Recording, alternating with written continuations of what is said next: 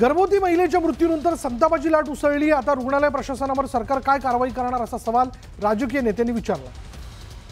हॉस्पिटलवरती कारवाई केली पाहिजे। फडणवीसांनी हिम्मत असेल तर करावी, हिम्मत असेल तर कारवाई करावी ना।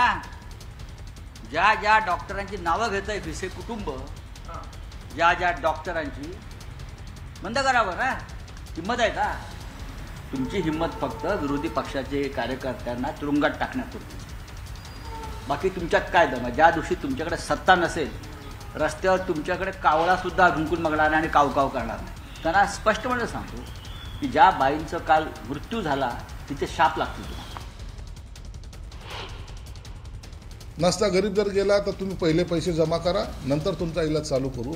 अशा मस्तवाल पद्धतीमध्ये काही हॉस्पिटल निश्चित आहेत आणि छोटे नाही तर मोठे, जे स्वतःला धर्मादायच्या नावाखाली त्यांनी रजिस्ट्रेशन केलेले।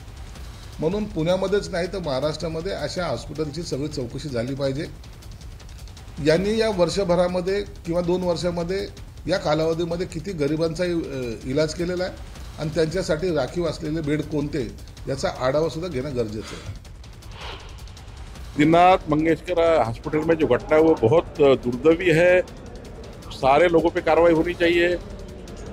जो डॉक्टर्स हैं जिनने ऐसे गलत व्यवहार किए हैं और जो सेवा देनी थी नहीं दी है, उसकी वजह से मृत्यु हो गया है। ये बहुत गंभीर घटना है।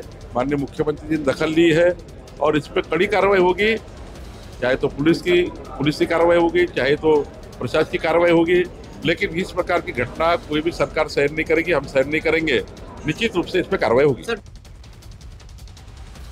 पुण्यातील दीनानाथ मंगेशकर रुग्णालय गर्भवती महिला मृत्यू प्रकरणाची मुख्यमंत्री देवेंद्र फडणवीसांनी गंभीर दखल घेतली आहे। संबंधित घटनेच्या चौकशीसाठी 4 सदस्यीय समिती स्थापन करण्यात आली आहे। धर्मदाय सह आयुक्तांच्या अध्यक्षतेखाली ही समिती गठीत करण्याचे आदेश मुख्यमंत्री फडणवीसांनी दिले। दरम्यान 24 तासात अहवाल सादर करण्याचे निर्देश देण्यात आले।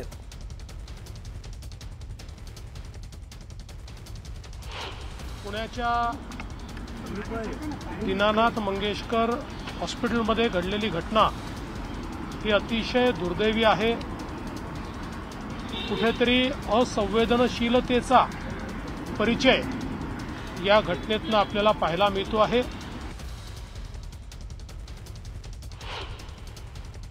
या संदर्भात मी एक हाय लेवल कमिटी तयार केलेली आहे, जी या घटनेचा तर त्या ठिकाणी तपास करेलच, पण त्यासोबत अशा घटना होऊ नये म्हणून धर्मदाय रुग्णालयांवर कशा प्रकारे आपल्याला नियंत्रण करता येईल आणि विशेषतः मेडिकल एथिक्स हा एक महत्त्वाचा विषय आहे की अशा प्रकरणी पैशाची चिंता न करता त्यांना ॲडमिट करून घेणं हे गरजेचं होतं। त्यामुळे एथिक्सचं पालन होत आहे की नाही या संदर्भात देखील आपण प्रयत्न करणार आहोत।